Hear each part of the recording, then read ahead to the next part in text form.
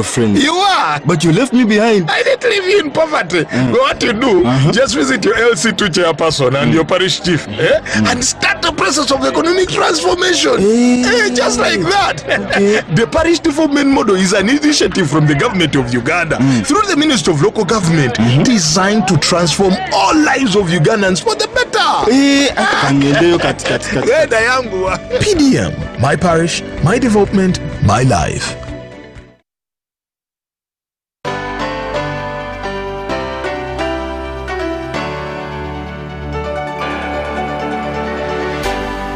UBC, inspiring Uganda.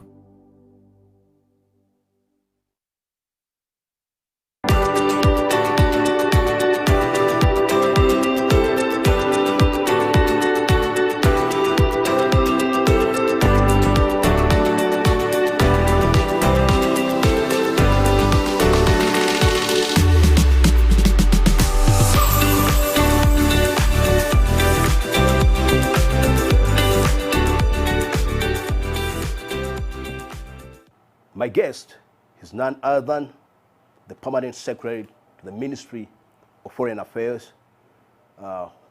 Once a politician and a honorable, he always remain a honorable. Honorable Vincent Bajira, thanks for joining me. Thank you. Uganda is going to be hosting two major international events, the non-aligned movement and the G77 plus China. In brief, would you mind explaining to Ugandans who are watching us, what's this thing, define for us this, the non-aligned movement? What is it all about?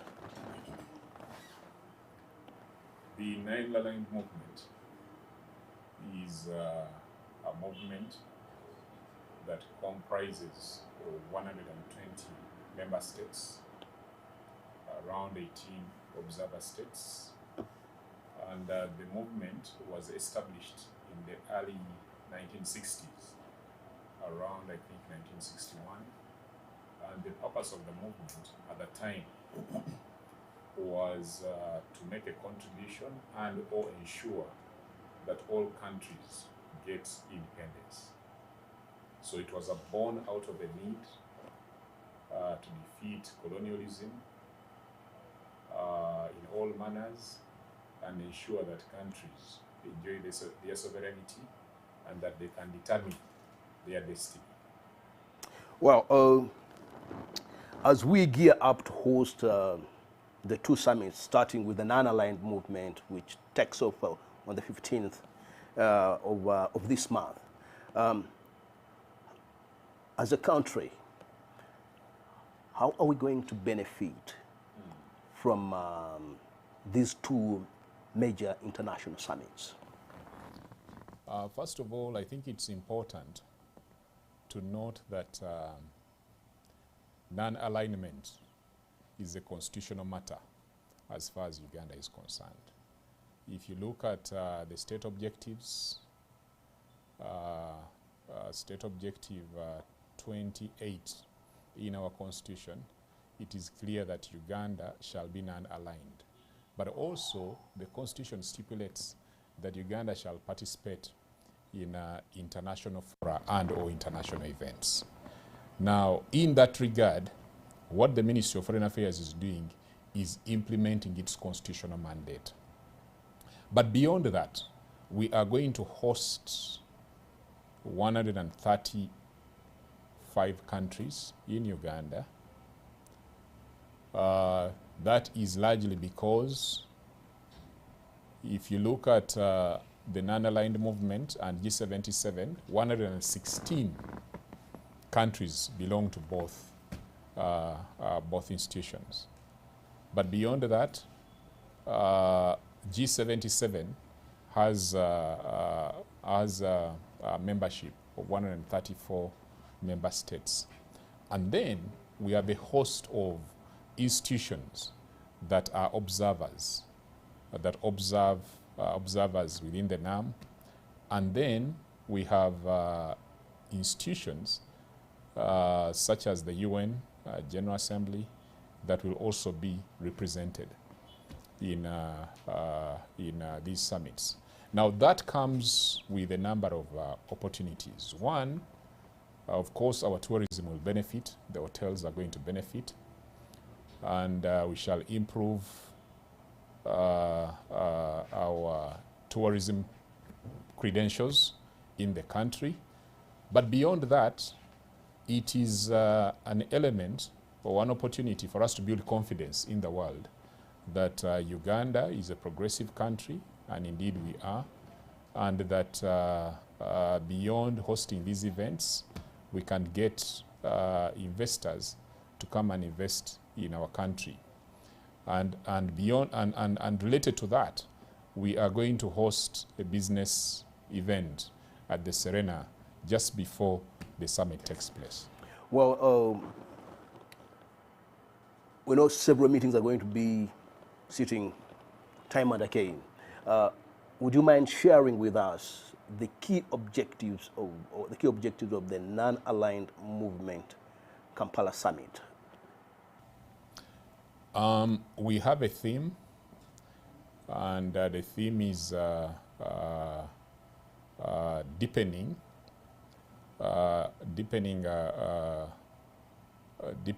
global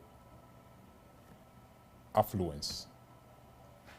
And in that respect, our president has time and again made a case that it's imperative that we as Africans or developing countries stop exportation of raw materials and find a mechanism of adding value. He has used coffee time and again as a good example, and the theme that we are pursuing is to guarantee or to make sure that we work with the developed nations within the NAM movement to assist developing countries such as Uganda to add value to their raw materials. So that's going to be one of the fundamentals that we look at from Uganda. But beyond that, NAM stands for respect for fundamental human rights. That's something that we shall be pursuing. It stands for respect for sovereignty. It stands for non-interference in internal matters. It stands for the economic well-being of society. So all those will be on the agenda, and these matters shall be discussed during the summit. Of course, we shall be delving into the issues that you have raised, issues to do with non-interference and so matters of sovereignty, issues of human rights. That we shall be delving into it at almost towards the end of the show. But I would like to know from you, as a country that is going to host the non-aligned movement and the G77 plus China, what are your expectations in at the end of it all? I'll respond in such a manner. One, this is going to be the 19th NAM summit. Having been established in 1961, this is going to be the 19th summit. The way NAM operates is that we have, each summit develops what they call an outcome document. And that outcome document carries forward to the next summit. So Baku, Azerbaijan hosted the last summit. And in that summit, they had an outcome document. That outcome document was discussed in Baku, and the elements of that are what are returning now, are being brought to Kampala. Now, in the document, there are economic, political, and social issues, and the member states update these documents depending on contemporary issues. So in Uganda today, when the summit happens, chances are high that some of the issues that are happening globally will make their way into the outcome document, and member states will be making some input on what they feel or how they express themselves on certain urgent matters or international matters that are happening today in the world. So our expectation is that one, member states shall indeed make a contribution to the outcome document, and we are hopeful that once that is done, we shall have a Kampala Declaration. Now that declaration will be a manifestation or a document that manifests what the spirit of the summit was, and we shall be communicating that. Well, now I can get back to some of the issues that you had earlier raised. The non-aligned movements, member states, do not believe in aggression. They do believe in respect of the sovereignty of countries.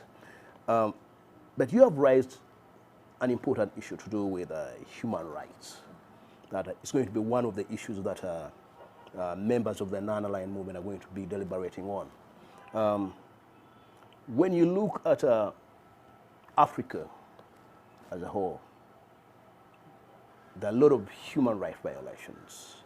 And now when you talk about respect of sovereignties of other countries, don't you think that in one way or the other, countries that are earmarked to be perpetuators of human rights violations, you will be interfering with their sovereignty? I think, well, we need to define interference, because, and also, one, I don't want to say that Africa is where most human rights abuse exists. I think human rights abuses are perhaps everywhere in the world, but how they manifest is what the issue is. Having said that, the non-aligned movement strives to refrain from interference in internal matters. But having said that, within the movement, we try as much as possible to promote fundamentals that are necessary for the respect of human rights. And indeed, in the outcome document that I referred to, there's a very big section that talks about the state of human rights across the entire world. And indeed, the deliberations are in most cases on what can be done. It's not in the sense that you see human rights abuse in a country X, and then because you're powerful, you move in to go in and try to tame the situation. No, but a platform is available for us to discuss. And what is also critical is that all the non-aligned movement member states are part and parcel of the UN. Some of them are part of the UN Human Rights Council. So they participate and make their contributions in that platform. Well, the non-aligned movement is the second biggest organization next to the UN. The UN has over 190 members. Non-aligned movement, you are talking about 120 members, almost being the second to the UN. But what is its relevance on many of the international issues like the war, the war between Israel and the Palestinians, the Gaza, the war between Russia and Ukraine? And I have read the document. Russia is an observer member state on the line. Ukraine the same. Israel the same. And many of those countries in the Middle East. What is this relevance when such a kind of things keep on happening and taking lives? The last time I heard, most of the non-aligned movement member countries, the UN Security Council decided not to make a vote on issues to do with Russia and Ukraine. Yes, I mean, the reason for not voting or abstaining, as it were, is really in the spirit of non-alignment, non-interference in the matters. Indeed, a platform is there to discuss, propositions are made, but when it comes to vote in such and such a manner to condemn this one or the other one, that's why even we as Uganda on Ukraine, Russia, we've abstained through and through. we've remained neutral. And out of that neutrality, perhaps you can argue, is the reason there was an African initiative that went to Kyiv and went to St. Petersburg to try and negotiate a truce between Russia and Ukraine. But if we had demonstrated that we have a side, this or the other, perhaps the two heads of state would not have entertained us, because they would have known that you are here, but we know this is your position, and therefore you have nothing useful to tell us. But between me and you, do you think that it was a huge delegation, led by Ramaphosa? Do you think that I was part of the delegation. you were part of the, do you think that your positions on the war were respected by the two boys who are throwing punches against each other? The positions, respected or not, we stated facts. We stated facts that war is destructive. That is public knowledge. We stated facts that women and young children were suffering. Everybody could recognize that. We stated facts that global supply chains were being affected by the war, and therefore a mechanism to find peaceful mechanism of resolving the conflict was the best way forward. Now, since you have been part of these, you going to Kyiv and St. Petersburg, would like to know from you, from a foreign policy perspective, why do you think Uganda and President Museveni in particular we identified that this NAM summit should go to Uganda? Why Uganda, and why President Museveni hosting them here? Well, I mean, as I said, I alluded earlier, Uganda is a respected country in the international space. It is respected for the work it has done in pacifying the region. We have been involved in creating peace within the region, and for that, Uganda is highly respected. And indeed, when it came to who should host the next Non-Aligned Movement Summit, Uganda was chosen because there is trust and belief that our president has something to offer in as far as chairing the Non-Aligned Movement at a time such as now is concerned. Please note, he will be chairing the Non-Aligned Movement for the next 3 years. And he starts this January until the end of 2026, I want to believe. So 2024, 2025, 2026, Uganda shall be the chair of the Non-Aligned Movement. And it's after then that we shall have another summit in another country, and that country will take over leadership. But for now, the movement strongly believes that Uganda is in a good position, and specifically President Yoweri Museveni, with his knowledge of world dynamics, is in a better position to chair the movement at this. Well, President Museveni is an ambassador of peace. It's not not disputed. He has played significant roles in stabilizing many countries that have been at the precipice of sliding into genocide or civil wars and so on the African continent. Now that he's taking over the mantle of chairing the Non-Aligned Movement for the next 3 years, where do you see the future of the Non-Aligned Movement with the President Museveni at the helm as the chair, a man whom every person says he has made it in trying to stabilize the region? I think what we need to recognize is there are methods of work of the movement. And those methods of work are well documented in a document referred to as Cartagena, the Cartagena methodology, and that prescribes what the movement should do. And I think what the membership is looking forward to is our president indeed utilizing that prescription on how the movement should run and applying it and making sure that he serves the movement, because there are diverse views even within the movement. I mean, even within a family, you find that there are differing opinions within one family.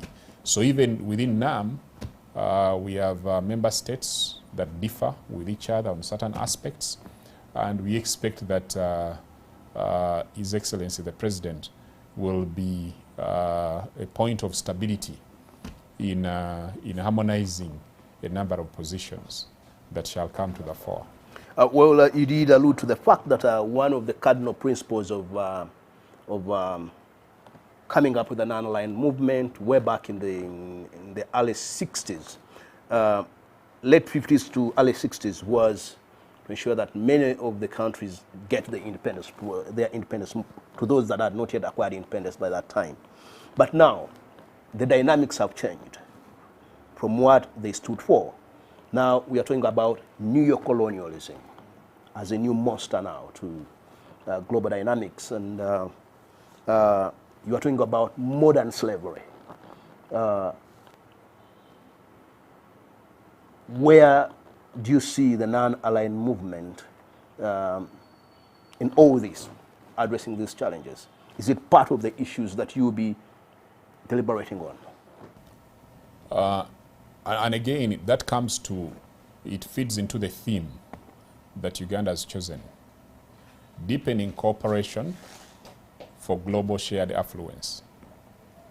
So we are saying we should deepen our cooperation as non-member states for global shared affluence. Now, global shared affluence is where I spoke about the need to add value such that all countries are affluent and all peoples are affluent. In that, it's unfair for a Ugandan farmer to plant coffee, gets very little from the coffee, and then the person who procures the seed makes a lot more and also exports to the Ugandan market. So if you're talking about neo-colonialism, that's one of our response lies in the theme that has been chosen. And for emphasis, our theme is deepening cooperation for global shared affluence. Now, let's talk about the G77 plus China summit.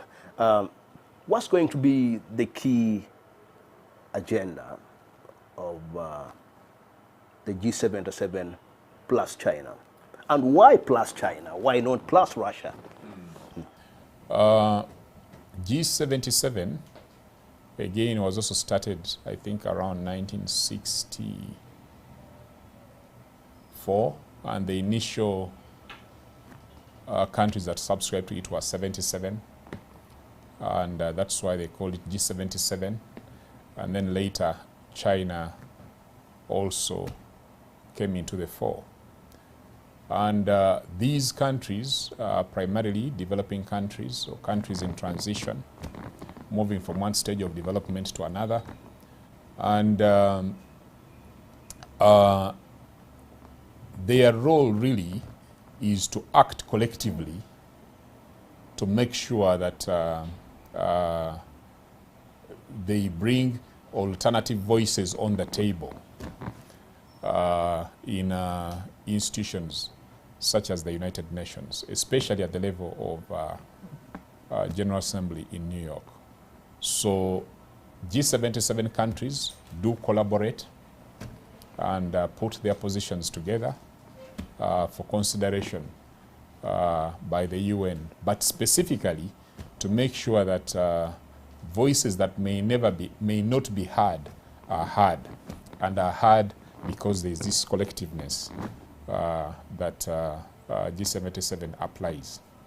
And it's important to note, for the viewers to note, that indeed G77 plus China has had, this will be the third summit, and that's why it's referred to as the third South Summit.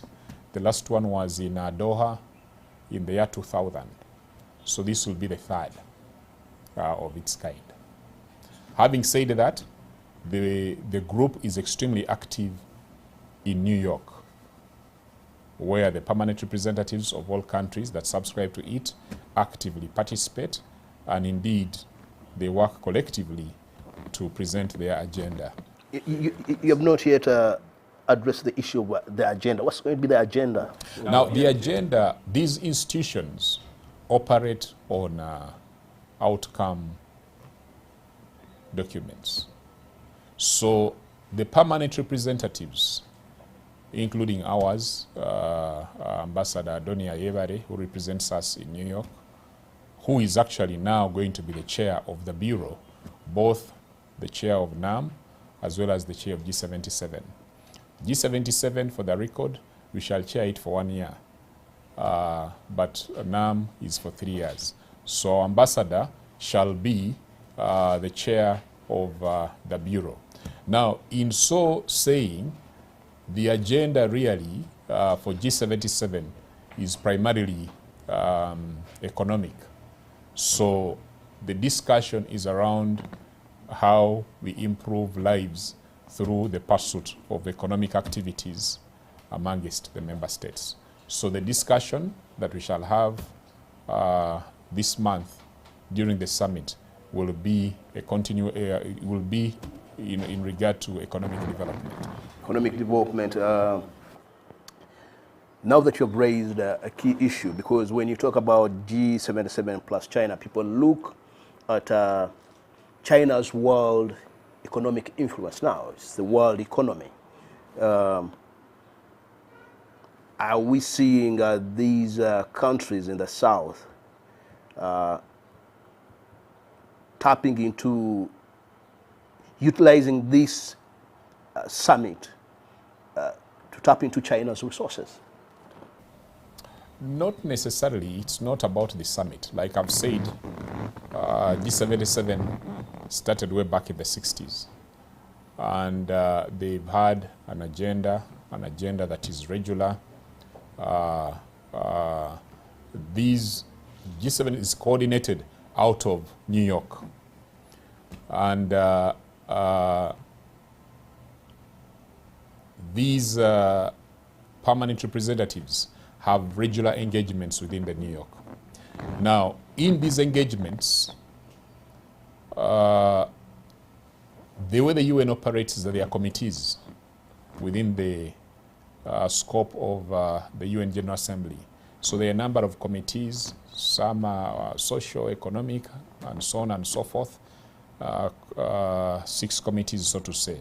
Now, within these 6 committees, our countries, the PRs, if there's a matter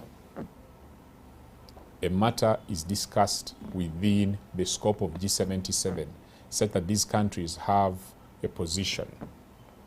Now, many of these matters are economic in nature, and therefore G77 utilizes this platform to discuss them. Now, it's not necessarily for purposes of tapping into China's resources or whatever it is, because that would not be possible in any case. So each country has a bilateral arrangement between themselves and China as a country, or between themselves with any other emerging superpower or even superpower. Now, as we come to the end of this interactive news segment, I would like to know from you, how different are these? Draw a distinct for us between NAM and G77. How different are these summits, international summits that are going to sit here? Help us to understand. Now, the 2 institutions, or so to say, are different and distinct. One, G77 plus China has a permanent secretariat. That permanent secretariat sits in New York, and it is staffed, it has staffing. NAM, the non-aligned movement, does not have a permanent secretariat. The country that chairs NAM becomes the secretariat. So by and large, Uganda is going to become the secretariat for NAM. So where we have NAM chapters like Geneva, Vienna, our teams that work in those spaces will now lead the discussion and will also galvanize the groups in as far as NAM is concerned. Having said that, there are things that really overlap, especially when there are discussions around the economy. There are matters that overlap. But NAM can be looked at as a purely political platform, and G77 can be looked at as a platform that pursues economic development by and large. Now, as we conclude the discussion, what's your parting shot? What's your assurance now that we are left with less than 2 weeks? Are we prepared? Are we good to take off? We are prepared, as you'll appreciate. These events are substance-driven. We have the outcome document. The team from Uganda is ready to chair the sessions because they'll be handing over to us, so we're going to chair. We have internalized the substance in the outcome documents, and we are confident that the senior officials, the ministerial, and the summit itself, we shall do a good job in adjudicating and or chairing these two summits. Well, thanks. Like I said once, a honorable, you always remain a honorable. Thanks for hosting us in this beautiful Ministry of Foreign Affairs facility. We look forward to always having engagements with you as we proceed with the two summits. Thank you very much. Thank you. Thank you very much.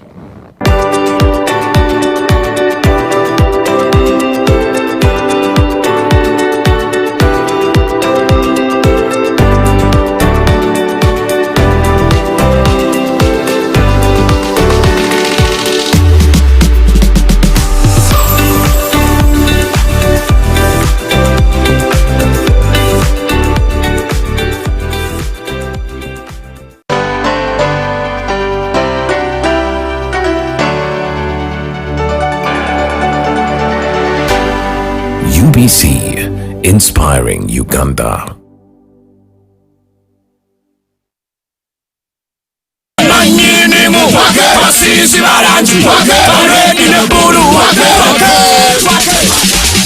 Come and shine in Blascon Paint and win the Twake edition. Buy Blascon Paint worth 100,000 shillings. Get a scratch card and SMS the code to 7197. Not only will you win instant airtime, but you could take home 1 million shillings daily, a share of 4 million shillings each week, or a brand new motorbike with fuel worth 100,000 shillings. Terms and conditions apply. Blascon, color your world. In this family, we can't agree on anything. We can't even agree on what to watch. All the games to play.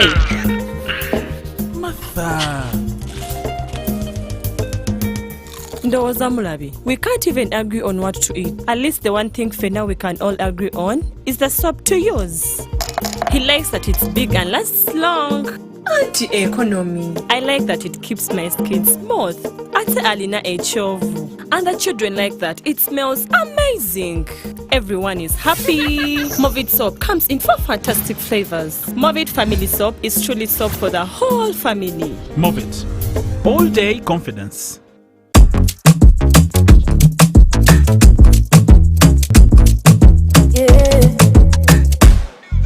Enyota eno bwenumanga nywako kumiro time era nga nozako bwenva mutuiro mumiro nga nywako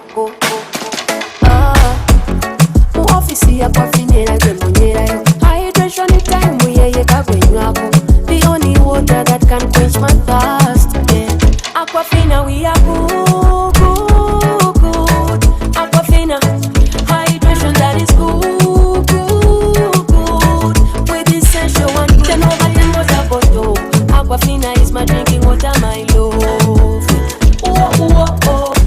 the production process of Aquafina, we expertly filter every drop, providing clear and perfect tasting water to help you keep hydrated with the added benefit of minerals. Aquafina is bottled by Pepsi Cola International in Uganda and is available at only 1,000 shillings.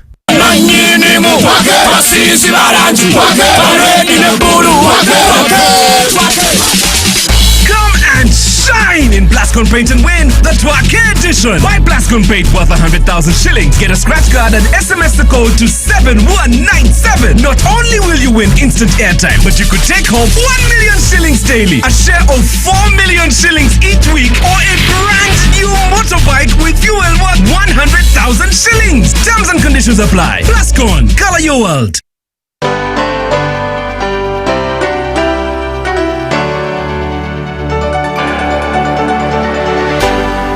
UBC, inspiring Uganda.